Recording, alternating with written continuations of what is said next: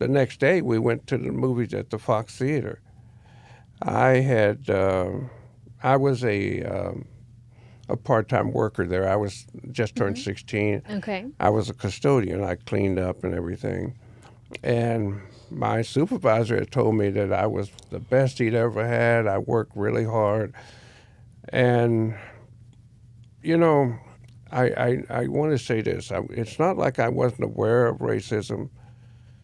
I guess I was just taken. I don't know what was wrong with me, because we went to the theater, and the next day I was at work.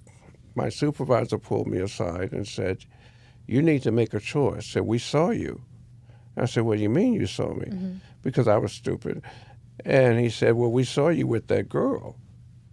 And you got to decide, do you want a job or do you want her?" And I quit. I just walked out. Hey guys, thanks so much for joining us for another episode of At Home with Emily, a podcast about creating a life you love. And love is certainly the word this month, as we are in our fourth and final installment of 4 couples you should know. And you can tell by my voice and by my face that I am so excited about our couple today, because they have been married the longest out of all 4 couples that we've had on, Billy and Dora Cooper. And you know, we had to do some math because they weren't sure how many years it's been all together. Dora likes to count from when they met, and Billy wasn't sure. I know it's been a long time. So 59 years is what we're looking at. But, you know, it gets to be where it's hard to remember the time before each other, isn't it? It's very difficult. Because you become one. Yeah. And you said something interesting when we were chatting. I can't remember if it was you, Billy. See, you're already blended together. I can't remember if it was you, Billy, or Dora, who said that you've never been apart. You've never been apart. You said been together since the day we met. Since the first day that you met. And where did you meet? How did you meet? We met at the Gilloy's Theater. I was with my girlfriend. Saturday mornings was the kids' show for a quarter. Okay. And the show that day was Magnificent Seven. Uh-huh. And these are all rerun movies. They're not first-run movies. And I wanted to see it, so I went with my girlfriend. She liked to sit in the very first row, so we went down to the very first row. Uh-huh. And there was a little bit of time before the show started, and I heard somebody coming in. I looked back, and Billy had just walked in the entrance, and he's coming down the aisle. And he comes and sits right behind us.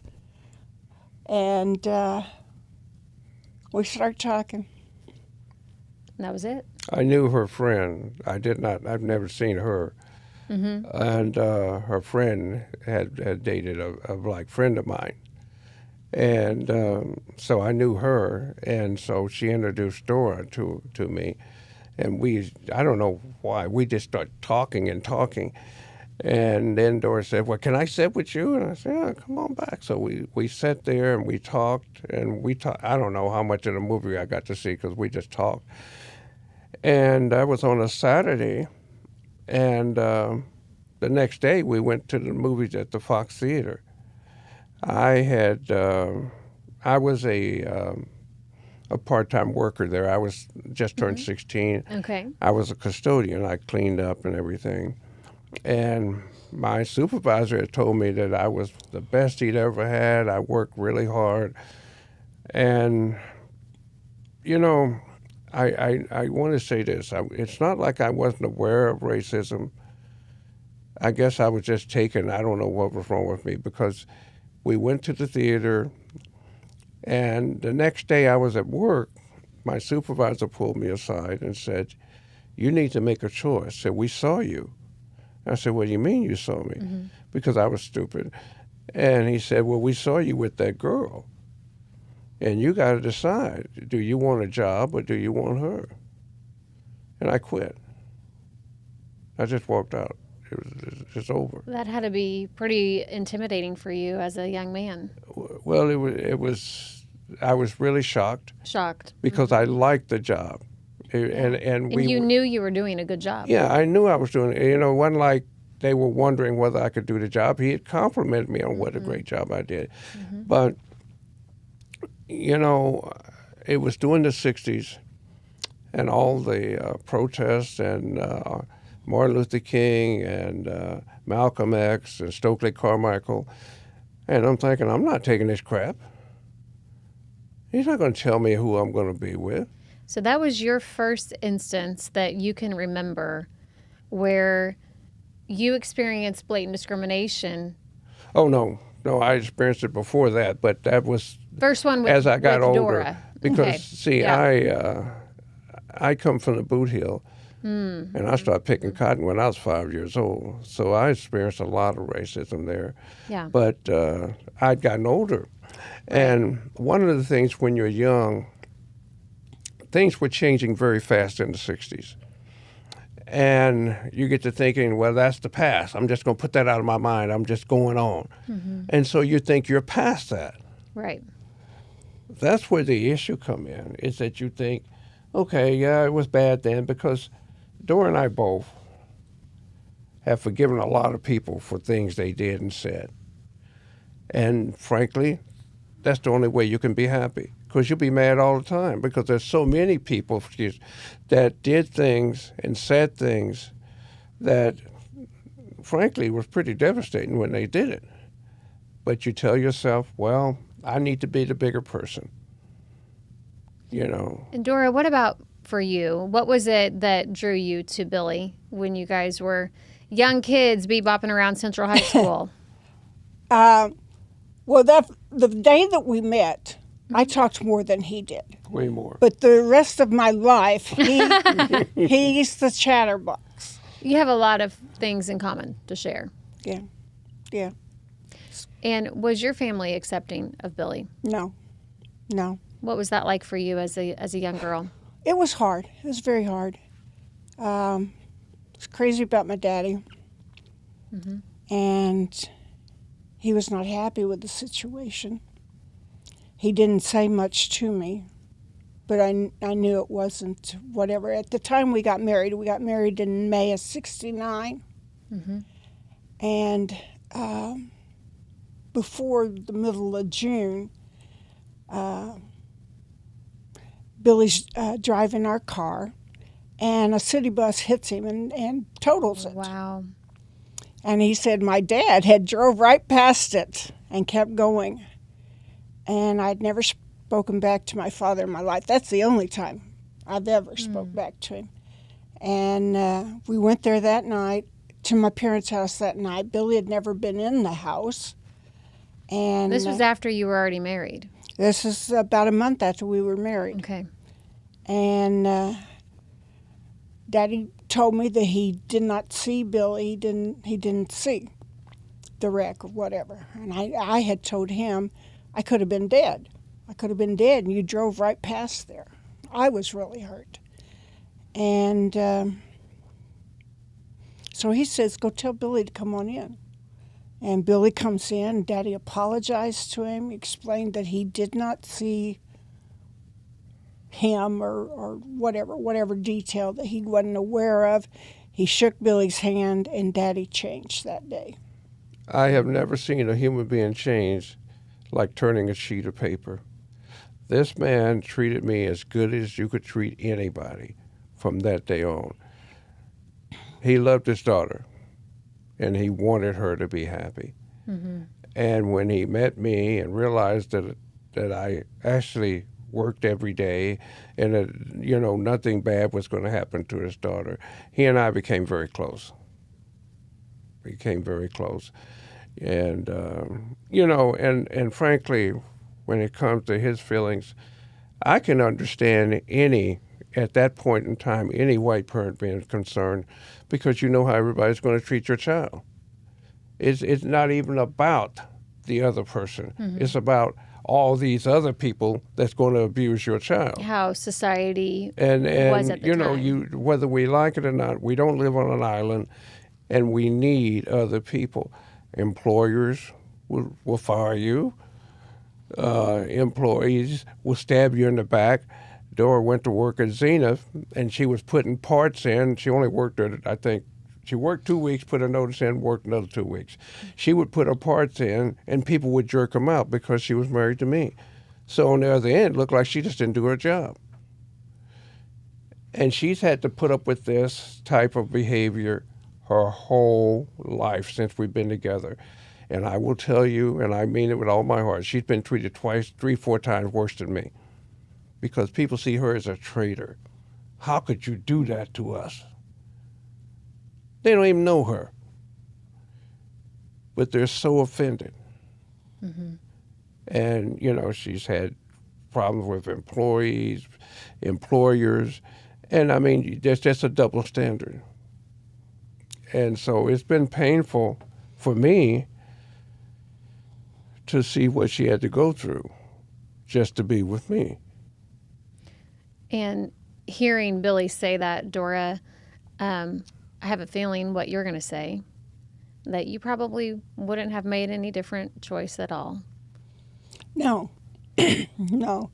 I'm pretty stubborn. I knew that Yeah.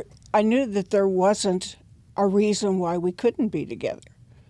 When in 8th grade at Studi Junior High, we had a black teacher Mm-hmm. that was a librarian, and a lot of the kids hated her.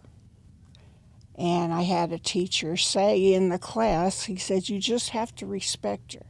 This is what the teacher says. It wasn't like, you ain't got to like her. You just don't push anything.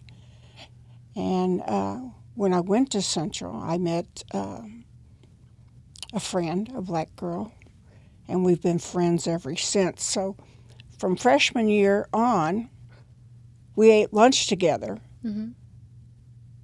Every day, and people did not sit at the same table with us for 4 years.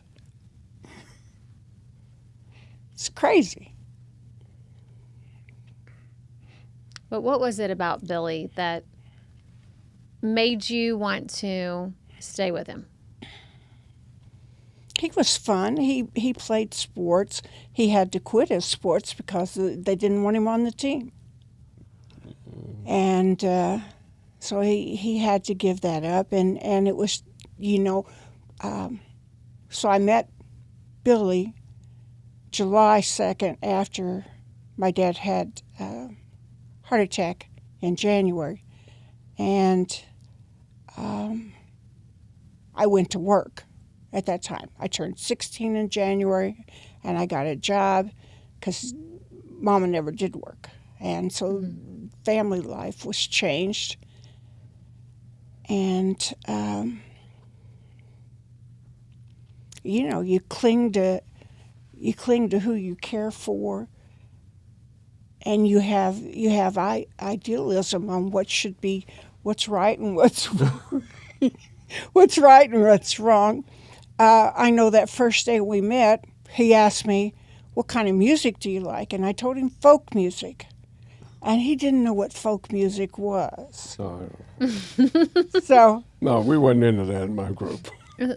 but Pretty specific, a little obscure. Yeah. at that time, 66, at that time we had Peter, Paul, and Mary. We had Sure. New Christy Minstrels. We had Yes. different groups, and they were singing Uh-huh. some protest songs. Okay. And Yeah. I think we both wanted to see change. Mm-hmm. You know, if you really have a desire to do what's right, whether people like what's right or not, you know what's right. And I think 99% of us know the difference between right and wrong. Now, we may do whatever we feel like doing, but don't tell me you don't know. Mm-hmm. Because I just make it this simple. If I step on your foot, you know it hurts. So you know you shouldn't step on mine. You know, all of our parents teach us when we little, treat everybody. And then even the parents make allowances where you can treat him any way you want to. Why can't we be consistent? Mm-hmm. What does it mean to you when you're jogging the memory and thinking back to this time and knowing that Dora chose you, and for a period of time there, that meant very strong disapproval from her family. It was, in many ways, overwhelming because, frankly, I hadn't been dating anybody before I met her. And frankly, I thought I was, well, I guess I was, but I thought I was in love, And this ring, she bought me this ring the first year we met. And she worked as a waitress, paid these people $5 a week. Sales on the square. To get this ring. And we've just been tight. And, I feel bad for you if you don't know when somebody loves you. And I know people don't know sometimes, and usually that means something's wrong. But even when you're mad, you should still know that that person loved you. And I knew. Because, first of all, nobody would go through what she went through. Nobody. If they had half a brain, they would not go through that unless they truly loved you. And I knew that I wasn't going to find another person like that. I don't care what color they were. I wasn't going to find another person like that. And this is a mistake people make. There ain't a whole bunch of soulmates running around for you. There may be wealthy people, there may be beautiful people, but there's only a few that really loves you, that if you get sick, they're going to be there. My mother told me when I was right before I met Dora, she said, if you want to know how people care about you, it's just watch them when you get sick. She said, everybody like you when you're healthy, you got money, you're young, but how do they act when you're sick and you're in bed and you're throwing up? I've been fighting cancer for 17 years. Mm-hmm. I was told I had a year to live. I have multiple myeloma.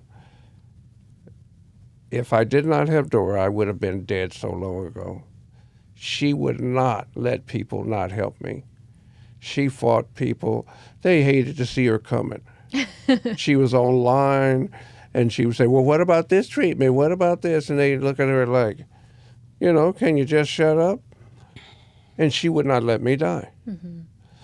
She would take me to the park, and I was so weak. At one point, I was sleeping 20 hours a day. And I would get up and walk from my bed to the bathroom right there, 15 feet. And when I got back to bed, I got back to sleep. I was do you think I ran a mile? Yeah. And she, as soon as I got able, she took me to the park, over at Close Park. And she said, well, you got to get some strength. You got to walk. Well, I'm thinking, man, I don't even want to get out of the car. And we would walk sometime, they have these benches periodically, mm-hmm. and we would make it to the first bench, and I'd have to sit there for a long time. And sometime I had to go right back and get in the car, and we'd go home. But she would not let me not do something. Now, it can be rough living with her because she can make life pretty bad. You need to do this. I knew she was telling the truth, but I've never felt fatigue like this fatigue before. Yeah. Fighting for your life. But I'd be dead. Dora, hearing that from him and what that meant to him in those hard times when you're the caregiver, it's not easy. No. When he found out that he had multiple myeloma, and that was in what year was that? It was in 07. Okay.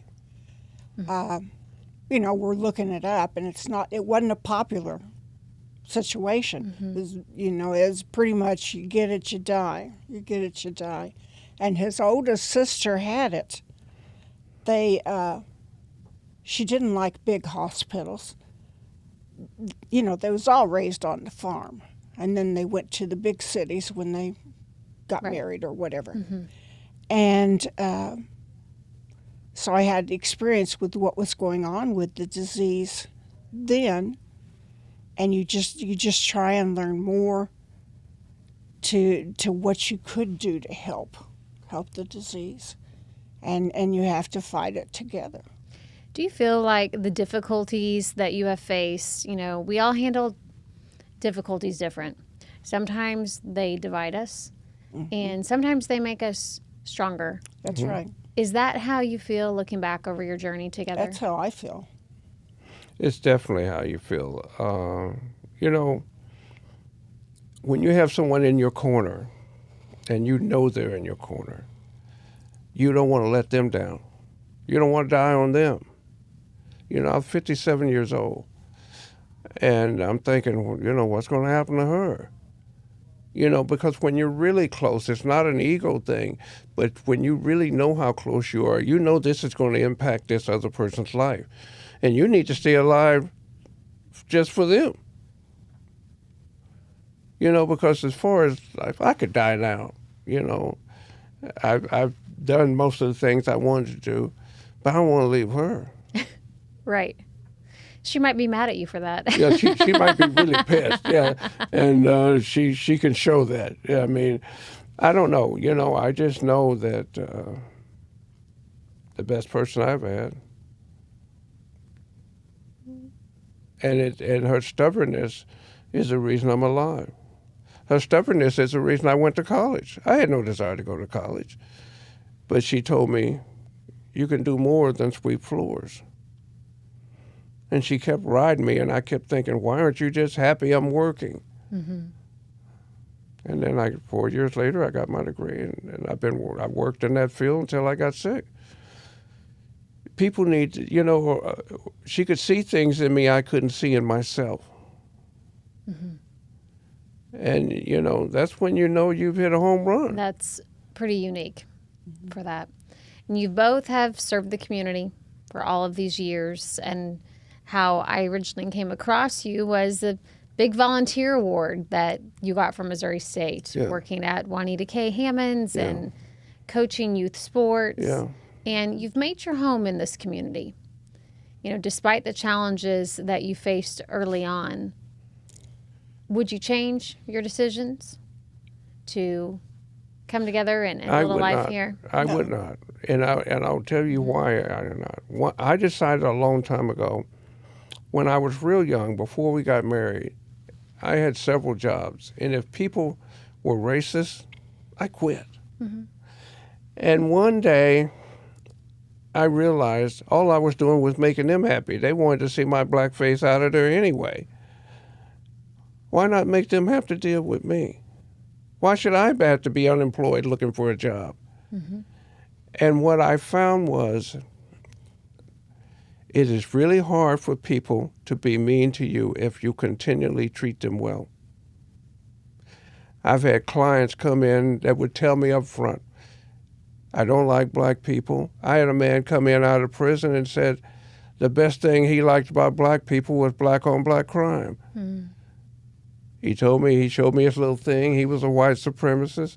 But you know what? I offered him everything we had. And he got a job. And for a year, he came back to see me every month. You don't make changes by just being mean and evil, just because they were mean and evil to you. That's the easy way out, short term. Mm-hmm. But if you want to make a change, you treat people that you know. It's not like you're stupid and you don't know they're that way. Mm-hmm. You know full well how they are. But make them have to deal with the fact that most people have some sense of goodness in them. And at some point they think, man, I'm just really being a jerk. And they change. It's hard to do. You do it one at a time. Mm-hmm. That's what Dora and I have done, one at a time. We're not big partiers. We both love sports, so we coach kids forever. And once she went over there the first year to Juanita K. and kept coming home telling me, oh, I saw this. I thought, well, I'm going to try it. And we've been there together all this time. And then got a chance to go back to the Gilloys. And they have been so good to us there. So good. Jeff and Joy are just wonderful people. And I told them our story about what happened, and they understand the situation. But, I'm not mad. I'm not even mad at the guy that did that. I'm not mad at anybody, because what good does it do you? Mm-hmm. That man's dead. Why am I going to be mad at a dead man? He did, frankly, probably what he thought his employer wanted him to do at the time. So the Galois, just to connect the dots for people, this is the same theater, the same building that you worked at when we met in high school. Yeah. And you've returned to that building. Yeah. Just to connect the dots for folks. Mm-hmm. Yeah. I love it. Like I said, the people are wonderful. Well, you've reclaimed it. Okay? Yeah. So I think it's easy to go through life and write people off and write experiences off and say, I'm never going there again. I'm never dealing with that again. But you can actually take ownership of things and make changes. You can make changes, but I think what most of us don't realize, yes, maybe what happened to you was very hurtful. Yeah. I'm not taking light of that. But what you really want is change. And even if it's not for me, you want it for the next person to come along. And if you show the wrong approach, first of all, just pure numbers. If you're a black person in Springfield, and I think the black population now is 4%, it used to be 2%. Well, if there's only 4 out of 100, you're probably not going to win trying to just be mean. So you got to have a better technique than that. And at the end of the day, it's just a lot of pressure being mad at everybody. Mm-hmm. I see people sometime and they remember how mean they were to me, and they'll say, well, I'm surprised you'll talk to me. I don't even remember what they did, because I washed that crap out. I just wash it out. And Dora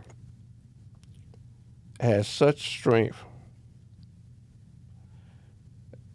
I don't have nearly the strength she had. I mean, she is mentally strong, and she's physically strong. And she don't mind letting me know she's physically strong. But she is one of those people that has set an example for me and my son and my grandson and some other people that we've helped. We've had people live in our home that weren't even related to us because they needed a place. We're not just put on this earth to see how much we can get. And you can't take nothing with you. Mm-hmm. And you either touched the life in a positive way, or you just went on. And neither one of us want to go on. We want to know that it made a difference. For the younger people who are still listening, they've made it this far in the episode, what would you tell them in terms of how to make a relationship work for a lifetime? Just a couple take-home things. I know it's hard to look at. I know, and I meet couples who've been together a long time, and they say, they don't even think of themselves separately anymore. Yeah. But what do you think it is? Well, first of all, you have to find someone you can trust. Mm-hmm. And when you look at the percentage of people that live together and don't get married, obviously there's not enough trust there. Mm-hmm. I mean, we can call it whatever we want to call it. But if you really, really trusted them, you probably would marry them. And it can be either way, male or female. What I'm saying is we have become a very selfish world, country. And because of that, people are looking for the best deal. And you might be the best deal at 25 and not the best deal at 35. And but they're really missing out then, though. Huh? But they're really missing out. They're missing right? out. First of all, in those golden years. One of the great things about staying with somebody is that they remember when you could actually run and jump. They remember when you could play a little tennis. They remember when you had hair on your head. I mean, there's so many things that, if you're older and your spouse passed away, there's nothing wrong with getting remarried, having a friend. There's nothing wrong with that. But that person isn't going to remember you for what you were. And when you were at your best, it's really nice to say somebody, I know what you could do. Dora ran track for years, and she was 30 years old, and they had summer track over at Missouri State. And she would beat these high school girls. She never got beat. Never got beat. I never got beat. And I'm saying, not in my age bracket. Yeah. I saw her. I got most valuable track winner. I'm not sure what the title was, but I got athlete. Yeah. See, the thing is, you need somebody to remember that. Because, someone to witness your life. I weighed 155 pounds. Someone to witness your life. Right. Someone to witness your life. Mm-hmm. It's like your kids. Say you're married and things are going okay, and you do things as a family. You get divorced. Now they got this new person that don't even know crap about them. And you might try and tell them, and they say, well, you're just saying that because they're your kids. No, I'm saying that because it's true. And so you feel very lucky that you've been able to be together I'm blessed. for this long. Yes. I am blessed, to have met a person the way I met her, and she just grabbed me. I don't think I could have ran if I wanted to. She just took me, like, you're mine. Took him from his mama's arms. And that's the truth. That's the truth, because I was crazy about my mother. There was no doubt about it. And, the thing I would say about people is this. If you really like somebody, if you want advice, don't let nobody else tell you whether they're okay or not. Now, obviously, if you run around with the local drug dealer, people are not going to be happy with that. But if you know this person is a good person, and they care about you and you care about them, don't just move because other people think there's a better deal. Because there may be people that could provide more things for you, but do they love you? And there's times when you just want to know this person loved you. You just want to know that. Dora, anything you want to add? Well, one thing. So we met in July of '66, and the first going to Central High School. The first football game of the year was at Hillcrest. Okay. And I didn't know how things really were with black people. I was gun ho for the peace, love, and that kind of thing. But we went to the football game at Hillcrest Stadium. At Hillcrest Stadium, and we walked in, and I was holding his hand. And we're walking past people, and I'm still holding his hand, and everybody's looking at us like, what is going on here? And the following Monday, we was in the Dean of Girls, Dean of Boys office, and told we couldn't be on the same floor. We couldn't even walk on the same floor. We couldn't be seen talking. And then they told us we couldn't even be seen within sight of the school. Yeah. It was very difficult. That's when you know you got somebody, though. Mm-hmm. Because most people, you just met this guy, and you go to school, and they tell you, oh, that's the worst thing you ever done, and then your parents tell you that's the worst thing you ever done, it's easier to just drop that dude, let him go. She had nothing to gain. Mm-hmm. Because she didn't know me well enough to know if I was worth having. So you knew that she loved you. I knew that. Same for you, Dora? Yeah. Well, you still have a smile on your face when you talk about him. Yeah. Yes, we are truly one. Yeah.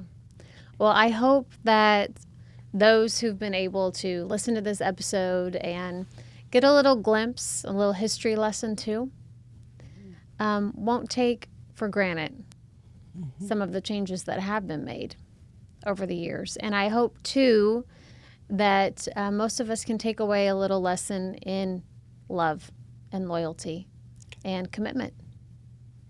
Well, I'm hoping we die together in each other's arms. So Yes. I'll just say this: a year ago, she had a horrible stroke, and it didn't look like she was going to make it. And I prayed to God, and I said, "I'll take her any way you give me. Just don't kill her. I'll take her anyway. I don't care." And He gave her back to me. And she's in much better shape than almost everybody that had a serious stroke like she had. Almost everybody. They told me 75% of the people die. They don't even get home. And the others go home severely disabled. She can walk, talk, feed herself, drive a car. So I have won the lottery. And I know it. This is a mistake people know. Know when your opportunity comes. I will say this to every young person. If you are really wealthy, you're probably going to get lots of chances in life. If you are a working class person, you might only get one chance. Be aware when it comes. Don't let it slide by thinking that the next one's going to come. Grab that thing that's in front of you while you can. When I worked in employment, this is what I told my clients every day. Because many of my people were low-income people. They wasn't going to get a bunch of chances. If you get a job at a good factory, don't let that job go. And in this case, don't let that lady go. That's it. Right? And you don't let people go. That's it. Well, I am grateful that you took the time out of your day to come in and share. We enjoyed it. Thank I know you. it's an emotional journey to relive all of those memories, but hopefully it's a celebratory one too. We've had a wonderful life. We've went through all 50 states. We've traveled a lot. We've enjoyed life. Well, it looks like God knew what He was doing when He placed the two of you together. Thank you so much. Thank you again. Thank you. And thank you for joining us for another episode of At Home with Emily. Hey, if you are watching us on YouTube, please be sure to like and subscribe so you don't miss our next episode dropping next Wednesday. You can also follow Around the Ozarks on social media. Instagram and Facebook is where we are a lot of the time. And you can head to AroundTheOzarks.com to sign up for our daily newsletter so you don't miss a thing. See you next time.